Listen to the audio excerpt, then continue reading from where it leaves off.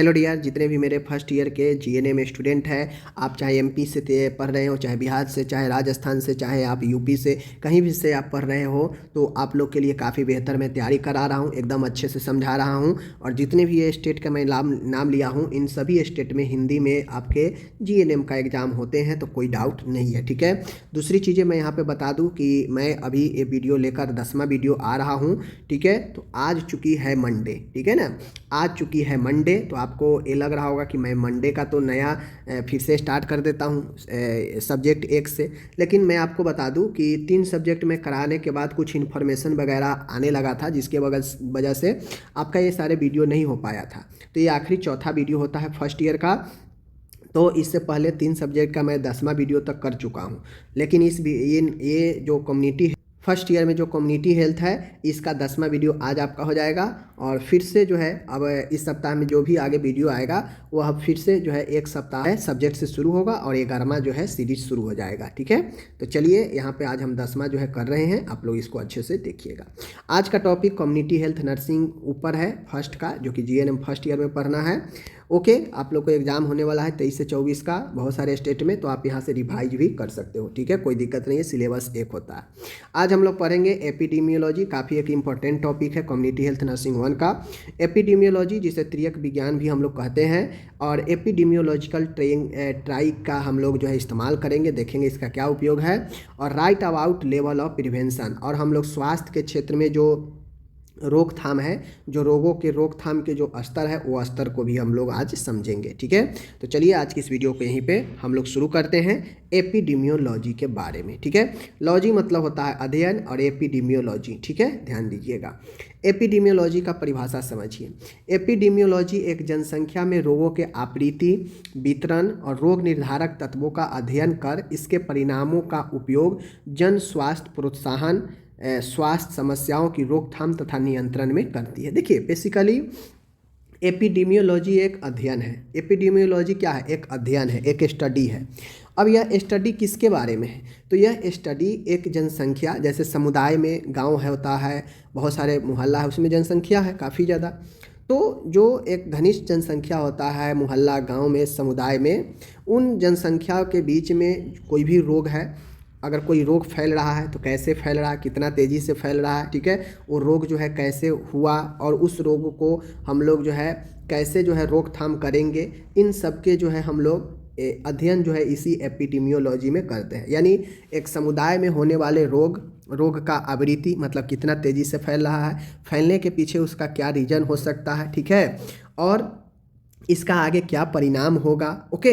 यह लोगों पर कैसा जो है प्रभाव डालेगा, स्वास्थ्य समस्या, उसका निवारण, उसका रोकथाम, उसका नियंत्रण, इन सब का अध्ययन जो है एपिडेमियोलॉजी कहलाता है। सीधी सीधी बातें हैं कि किसी समुदाय में, किसी जनसंख्या के अंदर रोग के बारे में अध्ययन, ठीक है, रोग के फैलने, प्रसार होने का, उसके प्रसार होने के पीछे का रीजन का, स्वास्थ्य के प्रति जो आपका समस्या है, स्वास्थ्य का जो बीमारी है, समस्याओं का रोकथाम और नियंत्रण कैसे किया जाएगा, ये सब एपिडेमियोलॉजी का अध्ययन ही कहलाता है। समझ गए चीज़ों को ना।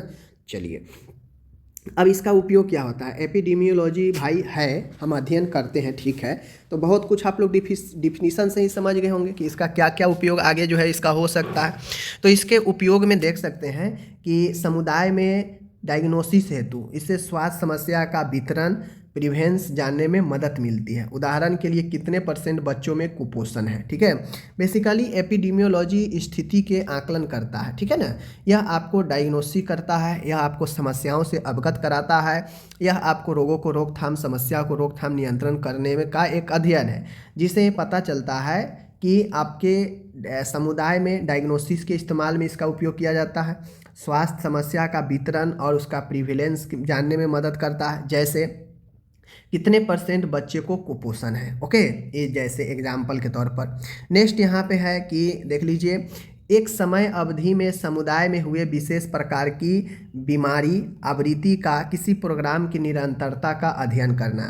अब ये जो एपिडेमियोलॉजी है, समुदाय में अगर कोई बीमारी हो रहा है वो कितना तेज़ी से फैल रहा है, ठीक है, कोई अगर प्रोग्राम चल रहा है तो वो प्रोग्राम जो है कितना इफेक्टिव है, तो इन सब का जो है आपका अध्ययन करना ये एपिडेमियोलॉजी का उपयोग है। जैसे टीकाकरण प्रोग्राम का अध्ययन, टीकाकरण कितना अच्छे से चल रहा है, समुदाय में कितना इफेक्टिव चल रहा है। तो हम बेसिकली बीमारी को रोकथाम, बीमारी को पता, बीमारी कैसे हो रहा है, बीमारी का फैलाने का तरीका क्या है, कितना तेज़ी से फैला है, कैसे कंट्रोल होगा, ठीक है। इन सब के साथ साथ में हम समुदाय में कार्यक्रम कितना इफेक्टिव है, स्वास्थ्य का स्तर कैसा है, ये सब हम लोग जो है एपिडेमियोलॉजी की अध्ययन करके पता लगाते हैं। तो यही है कि टीकाकरण प्रोग्राम का अध्ययन, टीकाकरण प्रोग्राम का अध्ययन क्यों ज़रूरी है?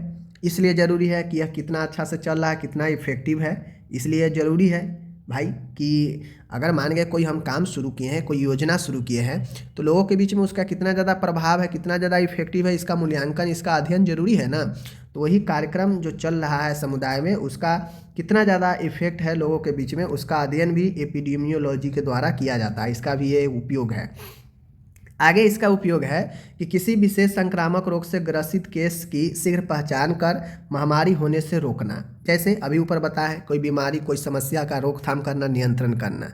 तो एपिडेमियोलॉजी में का उपयोग करके आप किसी भी संक्रामक रोग के शीघ्र पहचान करके महामारी होने से आप रोक सकते हैं, ठीक है। उदाहरण के लिए डायग्नोसिस व उपचार, हैजा रोगी का शीघ्र डायग्नोसिस और उपचार करके आप समुदाय में हैजा को महामारी के रूप लेने से बचा सकते हैं। तो ये भी एक उपयोग है। आगे उपयोग है समुदाय में किसी भी महामारी के आउटब्रेक की जांच करना, ठीक है ना। समुदाय में कोई महामारी है, उसके आउटब्रेक की जांच करना, समझ गए। उसके बाद प्रभावी स्वास्थ्य प्रदान करना। एपिडेमियोलॉजी का इन सब काम के साथ साथ में ये भी काम है कि स्वास्थ्य के क्षेत्र में कितना ज़्यादा प्रभावी सेवा चल रहा है, इसका भी जो है यह मूल्यांकन करके डेटा तैयार करता है। तो बेसिकली एपिडेमियोलॉजी आपके समुदाय के इर्द गिर्द, आपके जनसंख्या के इर्द गिर्द घूमता रहता है। जो बीमारी हो, जो कोई हैजा फैले, कोई संक्रमण फैले, कोई बीमारी फैले, तो उसको कैसे कंट्रोल करना है, कैसे रोकना है, लोगों के बीच में, समाज में जो स्वास्थ्य के लिए चल रहे योजनाएं हैं वो कितना इफेक्टिव है, प्रभावशाली है, उसका जो है अध्ययन करना, ठीक है। टीकाकरण वगैरह प्रोग्राम, मतलब जो भी प्रोग्राम है वो कितना ज़्यादा लाभकारी है, लोगों के लिए इफेक्टिव है, उसका प्रभाव का मूल्यांकन, अध्ययन इसी एपिडेमियोलॉजी के उपयोग करके किया जाता है। साथ में रोग का, बीमारी का, महामारी सबसे बचाने का, रोकथाम करने का, नियंत्रण करने का तो उपयोग किया ही जाता है। तो ये सब कुल मिला के इसका जो है आपका उपयोग है। जब इन चीज़ों को समझ गए तो आप खुद से भी लिख सकते हैं, ठीक है। चलिए, ये हो गया। अब आता है हमसे एक और क्वेश्चन, उसी में पूछा गया है, आप लोग देखे होंगे, एपिडेमियोलॉजिकल ट्राई, ठीक है ना। एपिडेमियोलॉजिकल जो है ट्रायंगल, यानी एपिडेमियोलॉजी त्रियक विज्ञान, ट्रायंगल मतलब त्रियक और लॉजी मतलब अध्ययन, यानी त्रियक, तीन तरीके से एपिडेमियोलॉजी का अध्ययन करने का तरीका है। अब यह बताता है रोग अध्ययन विज्ञान जो होता है एपिडेमियोलॉजिकल ट्रायंगल, किसी भी रोग के होने में तीन कारकों की प्रमुख भूमिका होती है तथा रोग इन तीन कारकों की अंतर क्रिया से होता है। इन तीनों कारकों एपिडेमियोलॉजिकल ट्राइड के रूप में दर्शाया जाता है। अब आपको मैं कह दूं कि रोग होने के पीछे जो सिद्धांत काम करता है वह कौन सा सिद्धांत काम करता है, तो बेसिकली रोग होने के पीछे यही एपिडेमियोलॉजिकल ट्रायंगल ट्राइड ही काम करता है, त्रियक विज्ञान, ठीक है। अब इसमें तीन ऐसे कारक फैक्टर्स होते हैं जो किसी भी व्यक्ति में रोग उत्पन्न करने के लिए एकदम मौजूद होना जरूरी है। इन तीन कारकों के बिना किसी भी व्यक्ति में रोग का जो साइकिल होता है वह हो ही नहीं सकता है। तो जब किसी व्यक्ति में कोई इन्फेक्शन, कोई रोग होता है तो यह तीन जो फैक्टर होते हैं वो मौजूद होते ही हैं, और यही तीन फैक्टर जो रोग को पनपने में मदद करता है या रोग के होने का कारण बनता है, इसी को एपिडेमियोलॉजिकल ट्राई के रूप में दर्शाया जाता है। ओके, जैसे एज फॉर एग्जांपल देखिए, तीन कारक, एजेंट, होस्ट और इन्वायरमेंट, ठीक है। एजेंट, होस्ट और इन्वायरमेंट, पर्यावरण, ठीक है, पर्यावरण, कारक और एजेंट, ये तीन ऐसे घटक फैक्टर है जो इन तीनों के बिना में कोई भी बीमारी हो ही नहीं सकता है। मान गए होस्ट है और इन्वायरमेंट है, ये दोनों मिल गया, लेकिन एजेंट नहीं है तो बीमारी नहीं उत्पन्न होगा। एजेंट है, होस्ट है, इन्वायरमेंट नहीं है तो बीमारी होगा ही नहीं होगा। ये दोनों है, होस्ट नहीं है तो बीमारी नहीं हो, यानी कहीं ना कहीं बीमारी तभी जाके किसी व्यक्ति को पकड़ता है या होता है जब उसमें ये तीन महत्वपूर्ण जो है आपस में मिलकर अपना काम करना शुरू कर देता है। तो बीमारी होने के पीछे का ये तीन कारक महत्वपूर्ण कारक होते हैं जो भूमिका निभाते हैं रोग उत्पन्न रोग करने में। ठीक है, तो ये तीन महत्वपूर्ण जो कारक होते हैं एजेंट, होस्ट और इन्वायरमेंट, इसको ट्राइएंगल के द्वारा दर्शाया जाता है, इसीलिए इसे जो है एपिडेमियोलॉजिकल ट्राइड कहा जाता है। ठीक है, आगे बढ़ते हैं। अपन यहाँ पे एजेंट क्या होता है समझ लीजिए, तीन दो देखे ना कारक, तीनों कारक समझिए। ये वे कारक है एजेंट में, देखिए कारक जो एजेंट है ये वे कारक है जिनकी उपस्थिति, कमी या अधिकता से रोग होता है। उदाहरण के लिए भोजन में सल्मोनेला जीवाणु रोग का एजेंट। अब कोई भी एजेंट हो सकता है, एजेंट एक प्रकार से थर्ड पार्टी के काम करता है, समझ गए ना। एजेंट किसी भी चीज़, जैसे LIC का हम खाता खुलवाते हैं तो हम हो गए खुलवाने वाला, LIC हो गया कंपनी, और बीच में एजेंट जो है खुलवाता है, एजेंट जो है अपना काम करता है। तो एजेंट कितना ज़्यादा मजबूत है, एजेंट कितना ज़्यादा अच्छा से काम कर रहा है, ये निर्भर करता है। तो उसी प्रकार से यहाँ बीमारी के में भी एजेंट काफ़ी महत्वपूर्ण होता है। एजेंट आपका, एजेंट की उपस्थिति से एक ऐसा कारक है जो आपके उपस्थिति, कमी या अधिकता से रोग होता है। जैसे भोजन में कुछ ऐसे सूक्ष्म जीव का मौजूद होना जो आपको रोग उत्पन्न कर सकता है। ठीक है, जैसे भोजन के माध्यम से बहुत सारा रोग हो जाता है, जैसे सल्मोनेला टाइफी या टाइफाइड करता है। तो भोजन में अगर इस जीवाणु का रोग का अगर एजेंट है, कम हो अधिक हो, उपस्थित अगर रहेगा तो यह एजेंट आपको रोग उत्पन्न कर देगा टाइफाइड का। ठीक है, तो ये उदाहरण के तौर पर एजेंट समझ गए। ओके, अब आता है दूसरा वातावरण। वातावरण कहने का मतलब होता है इन्वायरमेंट, जो कि फैक्टर एक है, देखें ट्राइएंगल में।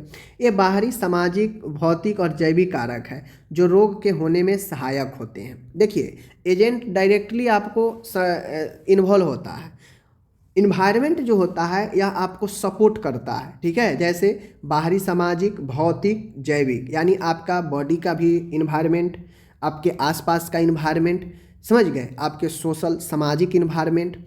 तो ये सारे इन्वायरमेंट मिलके आपको रोग में सहायक करता है, समझ गए। जैसे जैसे आपको जो है मिल गया, आप संक्रमित भोजन कर लिए, भोजन में किसी जीवाणु का सूक्ष्म जीव है, किसी सूक्ष्म जीव है, मतलब वो क्या है, एजेंट है। आप भोजन कर लिए और भोजन कर गए और आपके बॉडी में जो जीवाणु गया है भोजन के माध्यम से, वह इन्वायरमेंट के जरिए आपके बॉडी में क्या होगा, असर दिखाएगा। अगर आपके बॉडी में उसके अनुकूल इन्वायरमेंट मिल जाएगा, परिस्थिति मिल जाएगा, तो वह जो है अपने से जैसे बहुगुणन करने लगेगा, मतलब अपने जैसे सूक्ष्म जीवों को पैदा करने लगेगा। और जब आपके बॉडी में ऐसा पर्यावरण मिलेगा, वो पैदा करने लगेगा और वह बहुगुणन बहुत ज़्यादा हो जाएगा, आपका बॉडी सह नहीं पाएगा, जो इम्यूनिटी है वह बम जवाब दे देगा, तो वह जो है इन्फेक्शन हो जाता है और आपको जो है बीमारी हो जाता है। अब कोई भी सूक्ष्म जीव बॉडी में प्रवेश करता है तो ऐसा नहीं है कि बॉडी में प्रवेश कर गया तो बीमार ही कर देता है, वह बॉडी में जाकर इन्वायरमेंट कैसा मिल रहा है ये डिपेंड करता है। अगर इन्वायरमेंट आपके बॉडी में उसके अनुकूल मिल जाएगा तो वह धीरे धीरे वृद्धि करने लगेगा, और वृद्धि करके जब वह पावरफुल हो जाएगा अंदर में, जब उसका संख्या ज़्यादा हो जाएगा तो वह एक बीमारी का रूप ले लेगा और वह बीमारी लक्षण दिख जाएगा। अगर उसको इन्वायरमेंट, पर्यावरण आपके बॉडी में नहीं मिलेगा तो वह दम तोड़ देगा, वह बहुगुणन नहीं करेगा और वह इन्फेक्शन अंदर जाने के बाद भी नहीं होता है। तो ऐसा मतलब नहीं है कि हम लोग कभी बुखार से पीड़ित होते हैं, टाइफाइड से या कोई चीज़ से, तो तभी हम जो है इन्फेक्शन वाला रहते हैं। हमें न जाने रोड पर चलते हैं, कहीं गंदगी में, बाथरूम, लैट्रिन कहीं भी जाते हैं तो हमारे बॉडी के अंदर इन्फेक्शन जाता है, बट हमारे बॉडी में उसको ऐसा इन्वायरमेंट नहीं मिल पाता है कि वह जो है अपना बहुगुणन करे और अधिक जो है अपने जैसे सूक्ष्म जीव को पैदा करे और जो है हमेशा इन्फेक्शन डालते रहे। क्योंकि हम लोग तो हमेशा इधर उधर जाते रहते हैं लेकिन हमेशा इन्फेक्शन नहीं होता, लेकिन जब इन्वायरमेंट बॉडी में ऐसा मिल जाता है, पर्यावरण, तब जाके वह जो है इफेक्टिव हो जाता है और हम संक्रमित हो जाते हैं किसी चीज़ से। ठीक है ना, तो पर्यावरण काफ़ी महत्वपूर्ण होता है।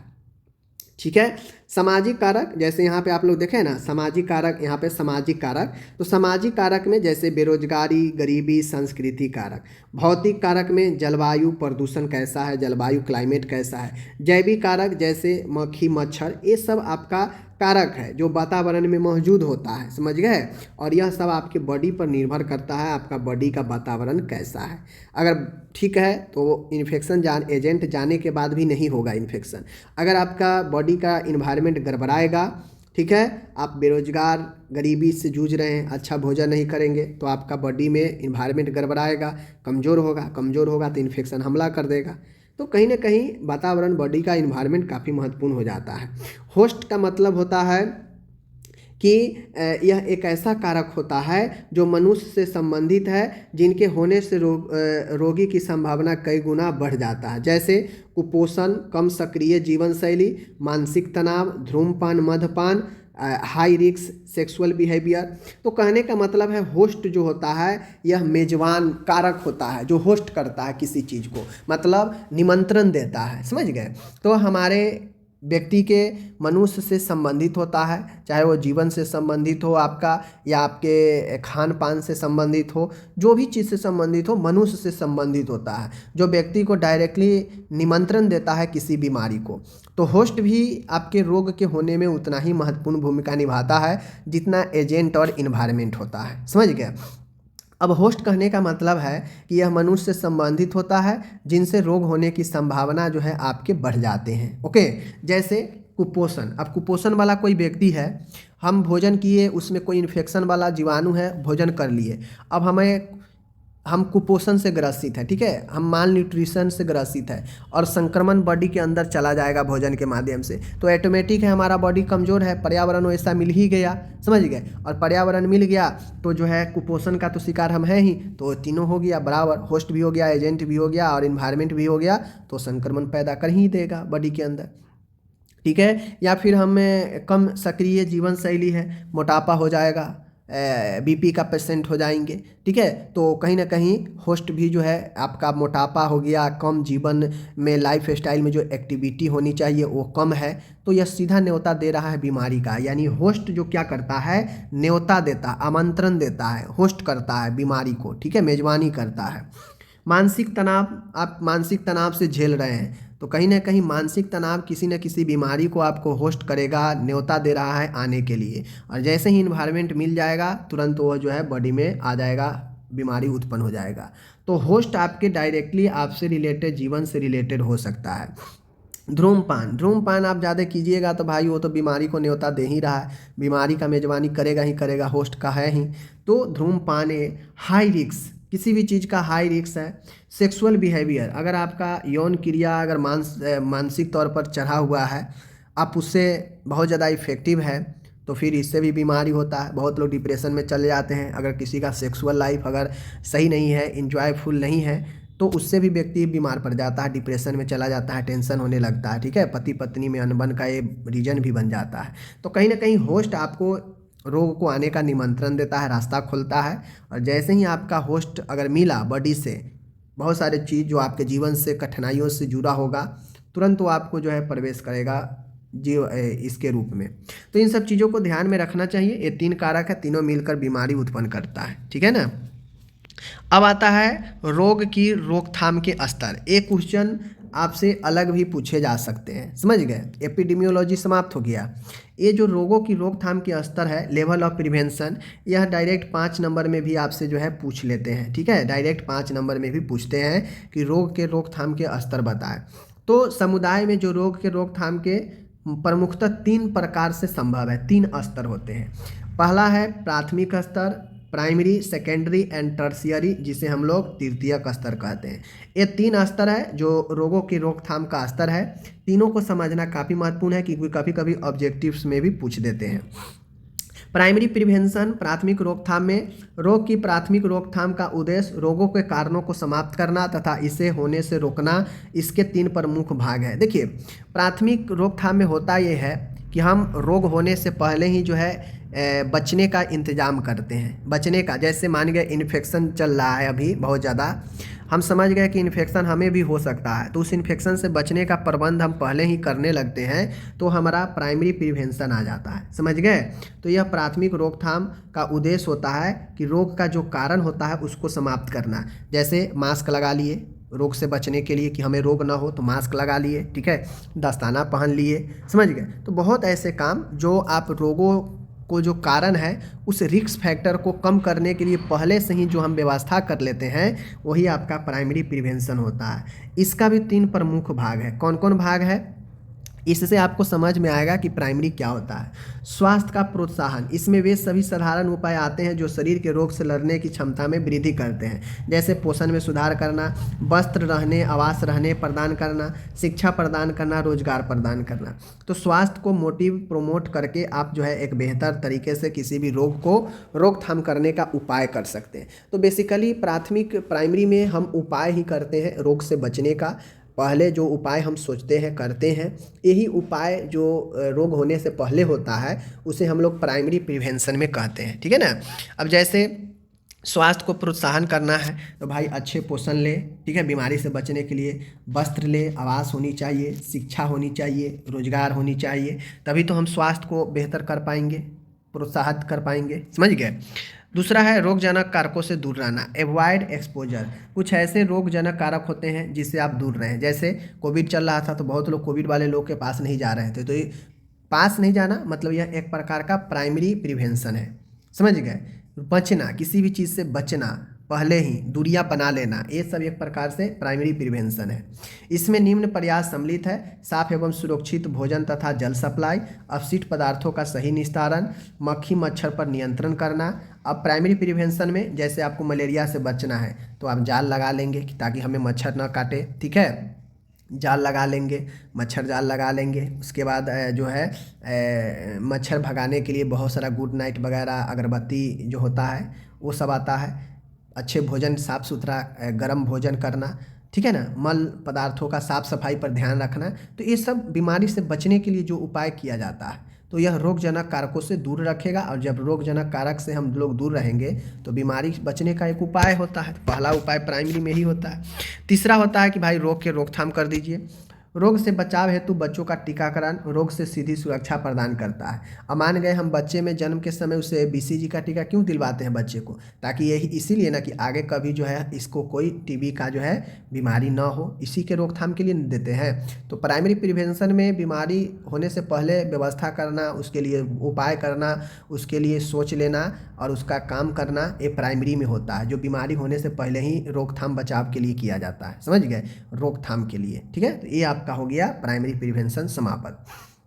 दूसरा आता है यहाँ पे द्वितीयक रोकथाम। सेकेंडरी लेवल पर क्या होता है, देखिए सेकेंडरी जो प्रिवेंशन लेवल है, द्वितीयक रोकथाम स्तर का उद्देश्य है रोग का शीघ्र डायग्नोसिस कर उपचार प्रारंभ करना, ताकि समुदाय में इसके प्रसार ट्रांसमिशन को रोका जा सके व धीमा किया जा सके। अब द्वितीयक जो रोकथाम होता है, सेकेंडरी प्रिवेंशन होता है, इसमें रोग हो गया होता है, इसमें किसी व्यक्ति को संक्रमण हो या कोई रोग हो चुका होता है, ठीक है। लेकिन द्वितीयक वाला होता यह है कि इसमें इसका उद्देश्य यही होता है कि कितना जल्दी से जल्दी हो सके अभी शुरुआती अवस्था में ही इस रोग के रोकने का उपाय किया जाए, रोकने का उपचार प्रारंभ किया जाए, ताकि समुदाय में और लोगों में यह न फैले। तो ज़्यादा से ज़्यादा फैलने से रोकने के लिए पहले ही कम लोगों में ही है तो उसी समय उपाय कर लेते हैं तो यह द्वितीयक रोकथाम में आ जाएगा, ठीक है, समझ लीजिए। जैसे ट्रेकोमा के कारण अंधता होने से रोकना। मान गए ट्रेकोमा किसी को हो गया तो ट्रेकोमा और गहरा ना हो, शुरुआती अवस्था में ही ट्रेकोमा का उपचार प्रबंध कर देंगे तो क्या हो जाएगा, सेकेंडरी प्रिवेंशन में हो जाएगा, समझ गए। अगर गहरा हो जाएगा तो थर्ड में चला जाएगा। अगर ट्रेकोमा से अंधापन हो जाता है तो थर्ड आप स्टेज में चले गए। स्तन कैंसर का शीघ्र डायग्नोसिस कर सर्जरी कर देना। अब स्तन कैंसर हुआ, स्तन कैंसर का आप उपचार नहीं कराएंगे तो वह कैंसर अन्य जगहों पर फैल जाएगा। तो सेकेंडरी प्रिवेंशन ये कहता है कि कोई बीमारी हुआ और बीमारी होते ही उसको हम तुरंत डायग्नोस करें, तुरंत उपचार के लिए कोई उपाय करें और उपचार करवा ले तो ये सेकेंड हो जाता है, समझ गए। तो स्तन कैंसर का शीघ्र डायग्नोसिस कर सर्जरी करवा देना एक प्रकार से सेकेंडरी का है।